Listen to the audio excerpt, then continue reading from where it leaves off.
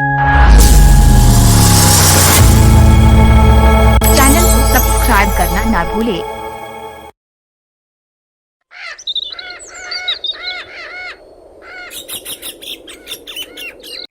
रसोई में गवार देवरानी और मॉडर्न जेठानी के पकवान। निधि किचन में नाश्ते की तैयारी कर रही थी। वह एक तरफ पास्ता बना रही थी तो दूसरे बर्नर पर वह सैंडविच सेक रही थी। बाहर डाइनिंग टेबल पर पूरा परिवार उसका खाने का इंतजार कर रहा था। परिवार में सास राधा देवी, ससुर महेश और उनके दो बेटे अनीश और मनीष। उनकी एक बेटी थी सौम्या। वह सब नाश्ते का इंतजार कर रहे थे। काफी समय होने के बाद सौम्या किचन में जाती है और कहती है, अरे वाह भाभी, क्या खुशबू आ रही है खाने की।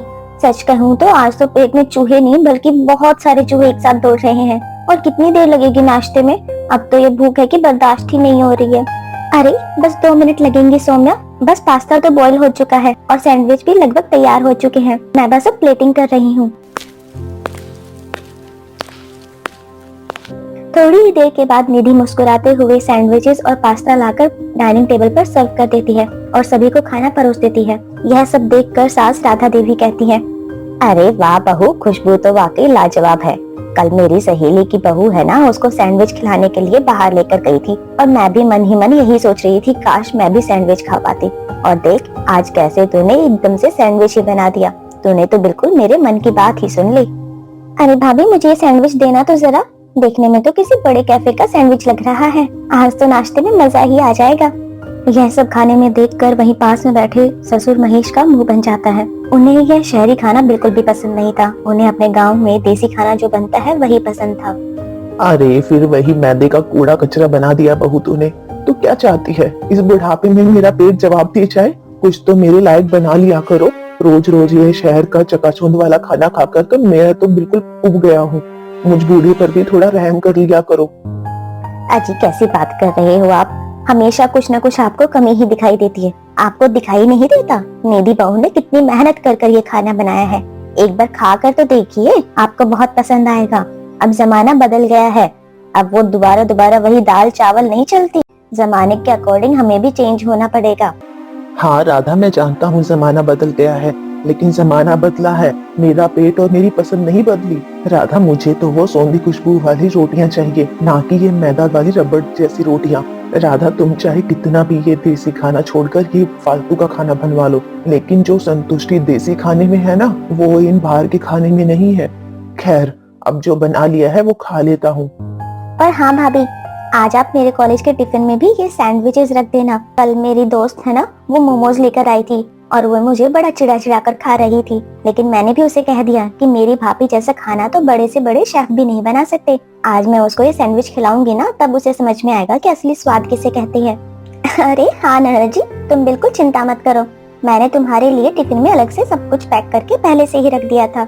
खाना खाकर सभी लोग अपने अपने काम पर चले जाते हैं। राधा भी अपनी पड़ोसन कमला से मिलने चली जाती है।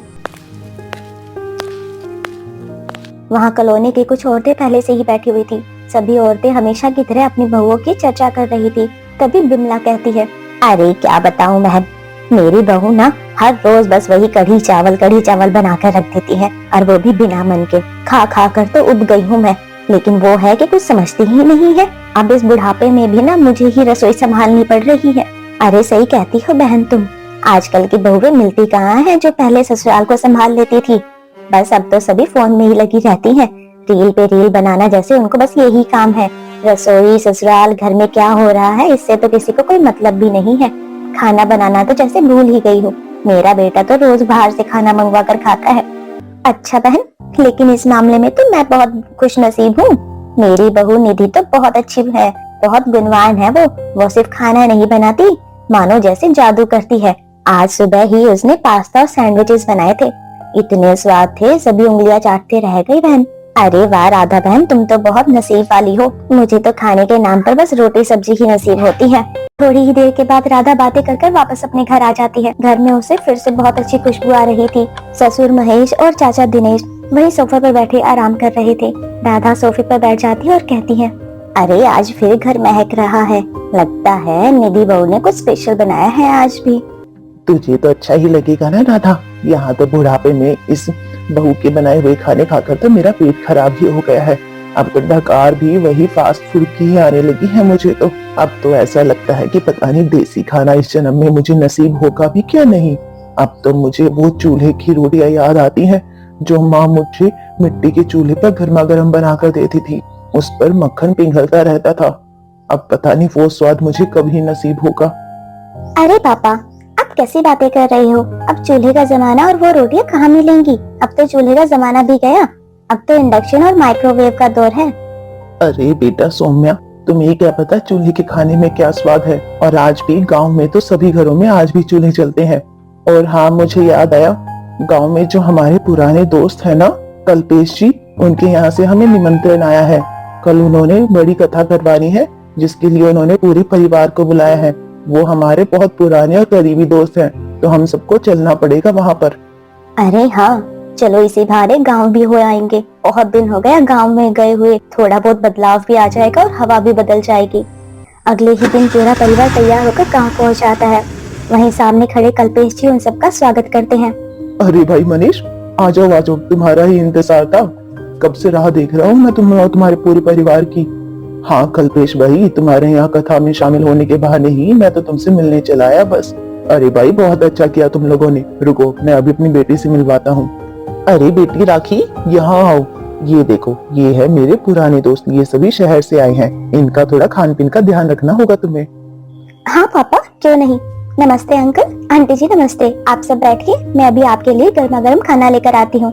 राखी सभी को बड़े प्यार से बिठाती है और फिर सबके लिए पीतल की थालियों में खाना परोसती है। सभी लोग खाना शुरू करते हैं कि तभी कल्पेश कहता है, अरे महेश भाई, तुम्हें पता है ये सारा खाना मेरी बेटी राखी ने बनाया है। और खाना बनाने में तो ये बहुत एक्सपर्ट है। इतने सभी लोगों का खाना ये अकेले संभाल सकती है। आप लोग खाना खाइए, मैं तब तक और मेहमानों को देख लेता हूँ। ऐसा कहकर कल्पेश वहाँ से चला जाता है। राखी सभी से बातें करते हुए उन्हें खाना परोसती है। मनीष राखी को खाना परोसते हुए देखे जा रहा था।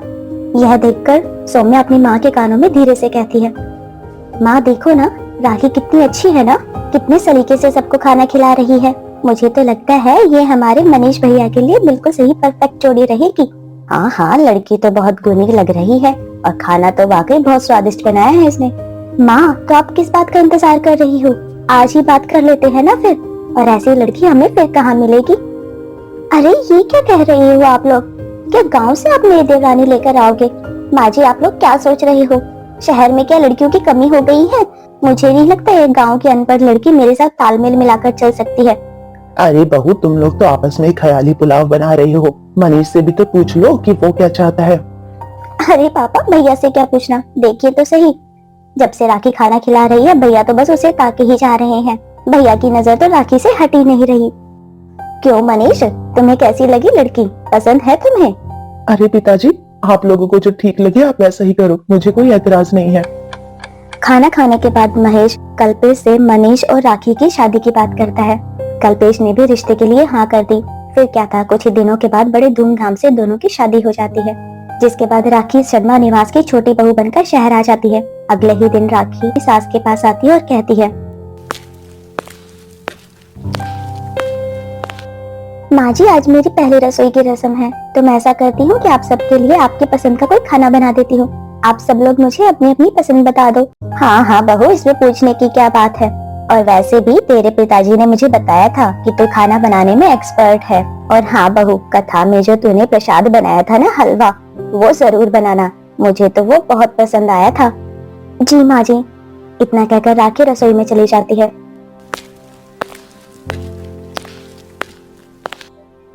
रसोई में वो गैस की तरफ देख ही रही थी कि तभी उसकी नजर खिड़की से बाहर जाती है। वह देखती है कि घर के पीछे एक छोटा सा बगीचा था और उस बगीचे में एक पुराना मिट्टी का चूल्हा दिखाई दे रहा था, जो कि इस्तेमाल में बिल्कुल भी नहीं लग रहा था। राखी मुस्कुराती है और सीधे राधा के पास जाकर कहती है, माँ जी, वो पीछे जो रसोई के पीछे जो बगीचा है, उसमें जो चूल्हा है वो कैसे है? क्या आप उसको इस्तेमाल नहीं करती? अरे बहू, वो हमारा पुश्तैनी चूल्हा है। आज भले ही हम मॉडर्न हो गए हैं, लेकिन वो चूल्हा भी आज मैंने संभाल कर रख रखा है।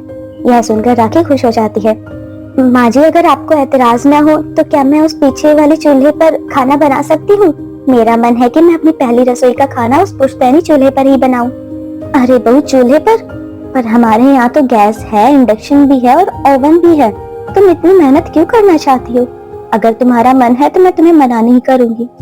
माँ जी, मैं चाहती हूँ कि मैं अपनी पहली रसोई का खाना चूल्हे पर बनाऊं, जिससे आप सभी के लोगों को खाना भी याद आए और मेरी पहली रसोई सब लोगों को बहुत दिनों तक याद रही। और एक बात और है, जो खाने का स्वाद चूल्हे पर आता है ना, वो गैस पर कभी नहीं आता। अरे वाह बहू, तूने तो मेरे मन की बात छीन ली। इसमें पूछने वाली क्या बात है? यह तो बहुत अच्छी बात है। तू जा, बेझिझक चूल्हे पर खाना बना ले। आज तो बरसों बाद मुझे पुराने जमाने का खाना नसीब होगा। मैं अभी तुम्हें सूखी लकड़ियों का बंदोबस्त कर देता हूँ। आज तो असली दावत होगी भाई। आप कैसी बात कर रहे हैं पापा जी? अब हमारे मॉडर्न घर के पीछे धुआं उड़ेगा? क्या बात, तुम अब गांव को हमारे घर में ही बसाओगी क्या? ये शहर है, यहाँ सब लोग हंसेंगे हम पर। यहाँ पर कोई चूल्हे पर खाना नहीं बनाता। अरे क्या बात हो गई मेरी बहू, कोई बात नहीं, अगर उसका मन है तो वो चूल्हे पर भी खाना बना लेगी।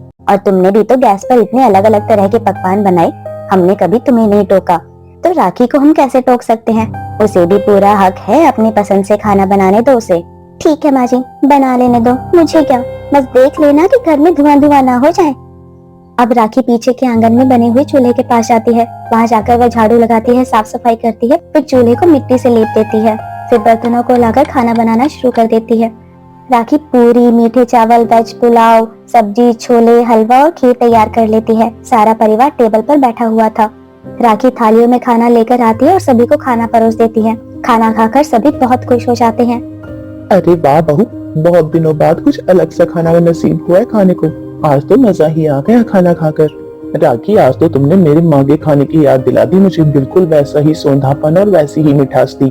तुम्हारे हाथ में तो वाकई जादू है बहू। अरे ये क्या, आज तक पापा जी ने मेरे खाने की कभी इतनी तारीफ नहीं करी। मैं तो रोज इतना अच्छा और फैंसी खाना बनाती हूँ। अरे मेरी बहू, तुम बुरा मत मानो, तुम भी बहुत अच्छा खाना बनाती हो, पर आज है ना, बहुत दिनों के बाद कुछ डिफरेंट खाने को मिला है ना सभी को, इसलिए सब खुश है। सभी लोग खाना खाकर बहू को नीक देते हैं और अपने अपने काम पर चले जाते हैं। शाम को पड़ोसन कमला घर आती है और कहती है, अरे क्या बात है राधा, आज तो तुम्हारे घर से देसी खाने की बहुत सौंधी सौंधी खुशबू आ रही थी। मेरा तो मन ही ललचा जा रहा था आज। अरे क्या बात होनी थी कमला, हमारी नई बहू राखी आई है ना, आज उसने चूल्हे पर खाना बनाया था सबके लिए।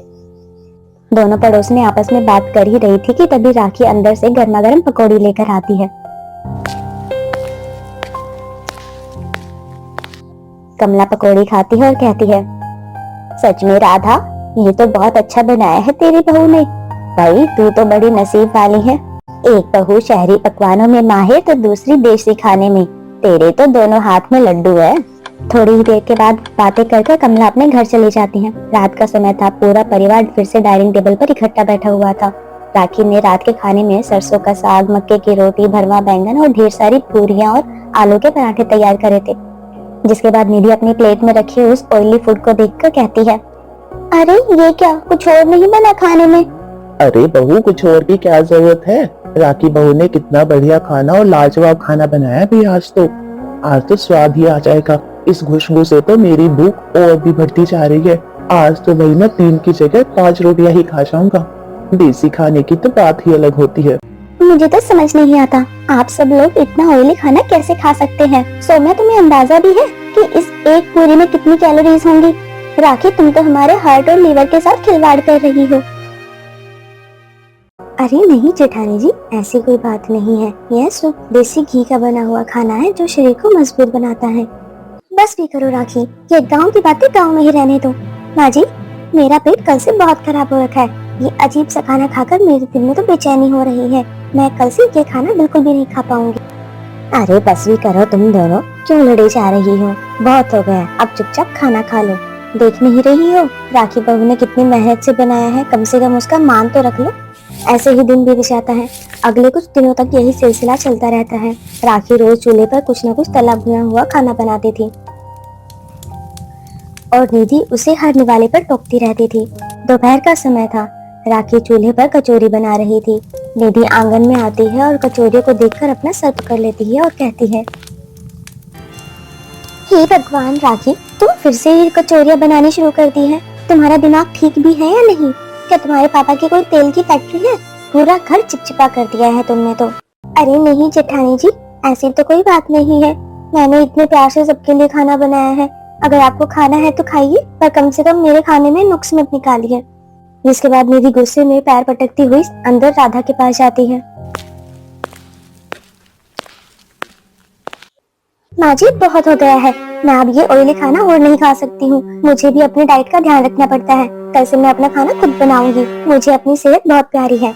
अरे क्या कह रही है बहू, अब एक ही घर में दो दो रसोइयां बनेंगी, क्या कहेंगे लोग? लोग जो भी कहे माँ जी, पर मैं अब ये और बर्दाश्त नहीं कर सकती।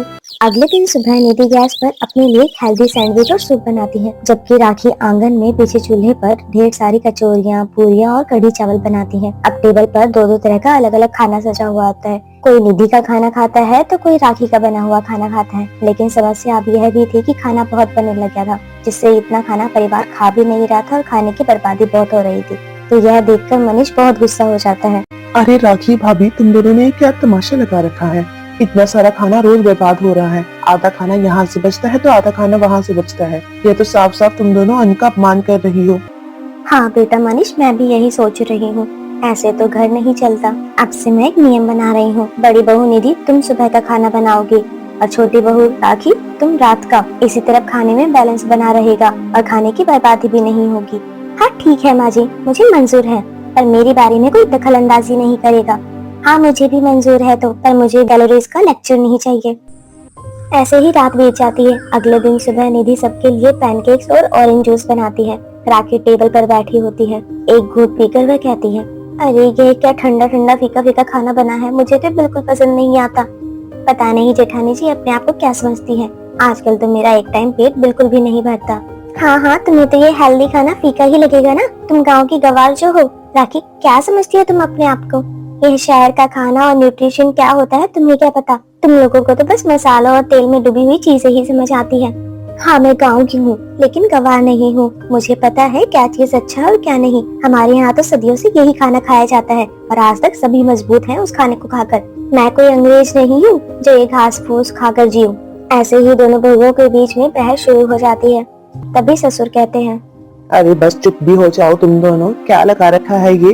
खाने की मेज पर शांति रखो, मुझे यहाँ कोई शोर शराबा नहीं चाहिए। ससुर महेश के डांटने पर सभी चुप हो जाते हैं और खाना खाने लगते हैं। अगले दिन शाम का समय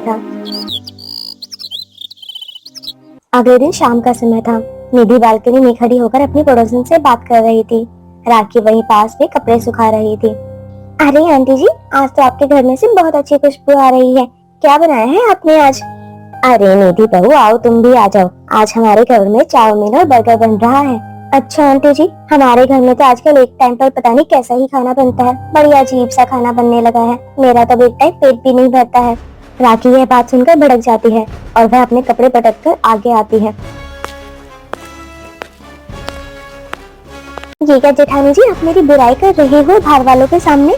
इतना अच्छा खाना तो बनाती हूँ मैं। मोहल्ले भर में मेरे खाने की तारीफ होती है, पर आप हो कि मुझसे जलती ही रहती हो बस। रहने दो राखी, क्या मैं तुम्हारी उस काली कढ़ाई और धुएं वाले चूल्हे से जलूंगी? अपनी औकात देखकर बात करो। दोनों की बहस इस तरह फिर से बढ़ने लग जाती है। चिल्लाने की आवाज सुनकर आसपास के मोहल्ले की सभी औरतें भी बालकनी पर आकर खड़ी हो जाती हैं। यह सुनकर सास राधा देवी ऊपर छत पर आती है। बहुओं, तुम दोनों को शर्म नहीं आती? घर के अंदर तो तमाशा कर ही रही हो, घर के बाहर भी शुरू कर दिया है तुमने तमाशा। देखो पूरा मोहल्ला देख रहा है। अंदर चलो दोनों। तभी सामने की बालकनी में खड़ी हुई कमला ताना मारते हुए कहती है, अरे भैया, हमने तो सुना था शर्मा जी के घर में दो दो मास्टर शेफ बहुएं आई हैं, एक देसी तो एक अंग्रेजी। पर हमें क्या पता था यह तो इन दोनों के बीच में तलवारें खिंची हुई हैं। अरे वो कहते हैं ना कि एक मैदान में दो तलवारें नहीं रह सकती, एक ही तलवार रखनी चाहिए थी। दो लाकर तो तुमने कलेश ही पाल लिया है राधा। पूरा मोहल्ला हंसने लगता है। शर्मा परिवार के सभी सदस्य पीछे आकर खड़े थे। पूरा मोहल्ला हंसने लगता है और यह सारी बातें राधा सुन रही थी। वह बहुत अपमानित महसूस करती है। तब राधा अपनी दोनों बहुओं को डांटते हुए कहती है, कर लिया होगा अब तो बहुत तमाशा, भर गया होगा तुम दोनों का पेट। चलो अब अपने अपने कमरे में चली जाओ।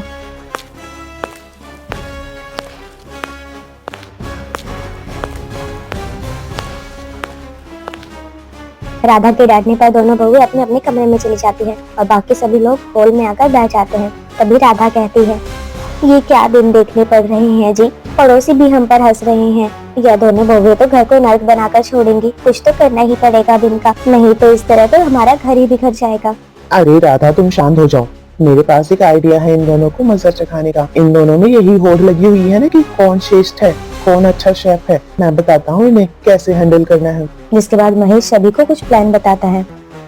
जिसके बाद राधा कहती है, अरे हाँ, यह तो बहुत बढ़िया है जी। चलो, ये आज से हमारा सीक्रेट मिशन होगा।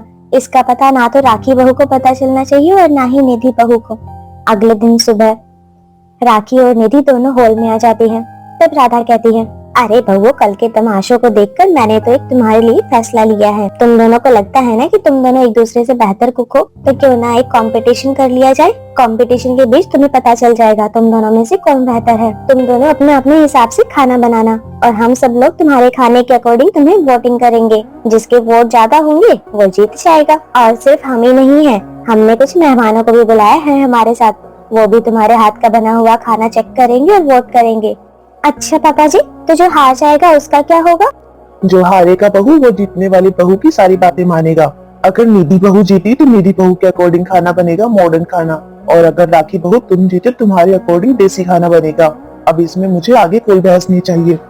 हाँ हाँ, मुझे मंजूर है। मुझे क्या डर लगता है, आजकल सभी लोग मॉडर्न हो गए हैं, सभी को यही खाना पसंद है। मुझे भी मंजूर है जेठानी जी, आखिर किसको स्वाद पसंद नहीं है। जिसके बाद करीबन 15 लोगों को घर पर खाने के लिए बुलाया जाता है। राखी और निधि अब दोनों अपनी अपनी शॉपिंग करने के लिए निकल जाती हैं। राधिका मॉल में जाती है, वहाँ पे सभी मॉडर्न खाना बनाने के लिए सारी सामग्रियाँ लेकर आती है। वहीं दूसरी तरफ राखी बाजार जाती है, तो वहाँ ताजा सब्जी, घी, देसी घी और बाकी सारी जरूरत की चीजें लेकर घर पहुँचती है। थोड़ी ही देर के बाद दोनों बहू रसोई में पहुँच जाती हैं। देखना राखी, आज सब लोग मेरा खाना खाकर तो बस उंगलियां चाटते ही रह जाएंगे। इतना अच्छा खाना बनाऊंगी मैं, तुम तैयार रहना। कल से तुम्हें भी मॉडर्न खाना जो बनाना है। अब सपने मत देखो जेठानी जी, कल तो देखना लोग मेरे ही बनाए हुए खाने की तारीफ करेंगे। ऐसा खाना बनाऊंगी कि लोग अपनी जड़ों को याद रखेंगे। तभी राधा रसोई में आ जाती हैं। उन दोनों को फिर से बहस करता हुआ देखकर कहती है, अरे तुम दोनों को तो बस मौका चाहिए, मेहमान आने वाले हैं, लेकिन तुम हो कि अपनी बहस खत्म ही नहीं करती। अपनी अपनी तैयारी शुरू करो, कहीं हमारी नाक मत कटवा देना तुम। जिसके बाद दोनों बहू अपने अपने खाना बनाने की तैयारी शुरू कर देती हैं। निधि वहाँ अपना मॉडर्न खाना मॉडर्न किचन में बनाना शुरू करती है, तो वही राखी अपना खाना मिट्टी के चूल्हे पर बनाना शुरू कर देती है। दोनों बहू अपनी अपनी तैयारी में लगी हुई थी। तब तक सारे मेहमान भी आ चुके थे। सभी लोग कुर्सी लगाकर आंगन में ही बैठ जाते हैं कि तभी चाची सास कहती है, अरे तुम दोनों के खाने की तारीफ तो हमने बहुत सुनी है। आज मुकाबला भी हो गया है, तो हम देख लेंगे कि कौन कितना बड़ा शेफ है। जिसके बाद राधा कहती है, बड़ी बहू तुम्हारा वोटिंग निशान है इंडक्शन, और छोटी बहू तुम्हारा वोटिंग निशान है चूल्हा। सामने कार्ड रखे हैं और यहाँ एक डब्बा रखा हुआ है। खाने के बाद सभी अपना अपना वोट देकर इस डब्बे में डालेंगे। अंत में निर्णय लिया जाएगा कि कौन जीता है। अरे तो मुकाबला शुरू किया जाए। पहले राउंड में दोनों अपने अपने पसंद का कोई भी स्टार्टर पेश करेंगी। निधि फुर्ती से काम करना शुरू कर देती है। वह ब्रोकली और कॉर्न सूप बना रही थी और साथ में ही हेल्दी टेस्टी सैंडविच बना रही थी।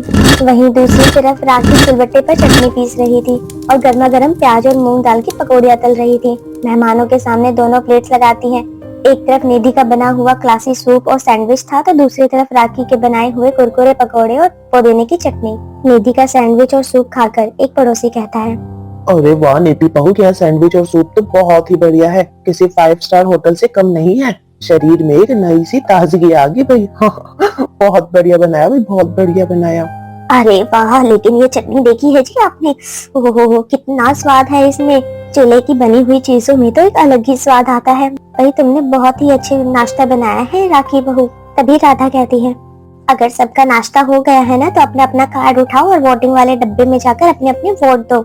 जिसके बाद सभी मेहमान बारी बारी उठते हैं और कार्ड उठाकर पेन से चुनाव चिन्ह पर निशान लगाते हैं और डब्बे में मोड़कर डाल देते हैं। यह सब देखकर निधि मन ही मन सोचती है, ये गांव की गवाह देवरानी, इसे क्या लगता है कि पकौड़ियाँ तलकर ये मेरी बराबरी कर सकती है?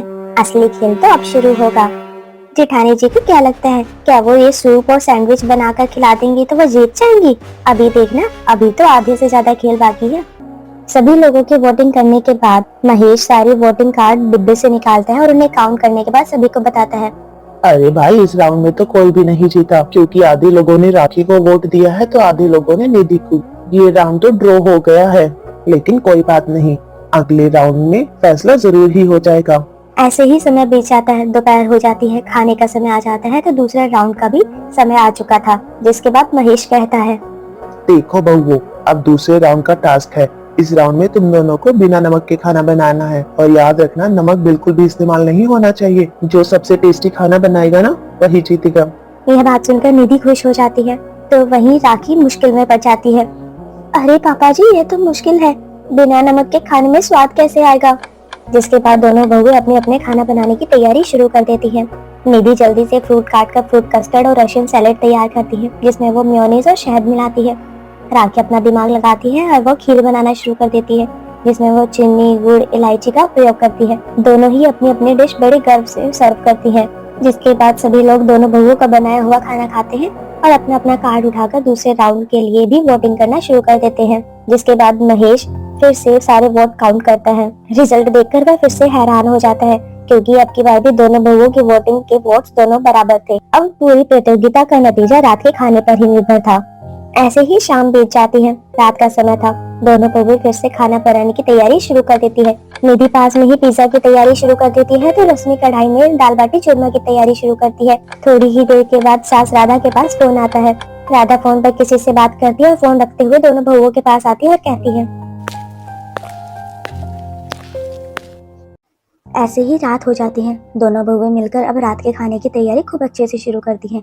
खाना बनने के बाद दोनों बहुएं अपना अपना बनाया हुआ खाना टेबल पर सर्व करती हैं। सभी मेहमान खाना खाते हैं और खाना खाकर दोबारा वोटिंग के लिए तैयार हो जाते हैं। सभी लोग एक एक कर बॉक्स में वोट डालकर आते हैं।